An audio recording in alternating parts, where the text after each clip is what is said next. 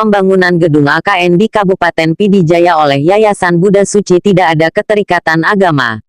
Ketua MPU Pidijaya, Said Abdullah mengatakan, berdasarkan hasil telaah berita acara serah terima pihak Yayasan Buddha Suci dengan pemerintah daerah Pidijaya tidak ada keterikatan agama, namun murni bantuan pembangunan gedung. Namun, munculnya gejolak di masyarakat terkait pembangunan gedung AKN. MPU menyarankan pemerintah menunda pembangunan gedung tersebut. Wakil Bupati Pidijaya, Said Mulyadi dalam konferensi pers mengatakan, pemerintah daerah akan menunda sementara pembangunan gedung AKN. Pembangunan akan ditunda sementara, kelanjutan akan dilihat ke depan.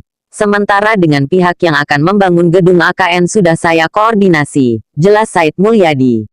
Sekretaris Daerah Pidijaya, Abdrahman Puteh mengatakan, bantuan itu pasca gempa bumi di Kap Pidijaya, dan murni bantuan kemanusiaan dan pendidikan. Terkait monumen seremonial, tambah dia, dilakukan oleh Yayasan Buddha Suci. Monumen itu hanya bersifat sementara. Setelah acara monumen peletakan pertama langsung dibongkar. CFX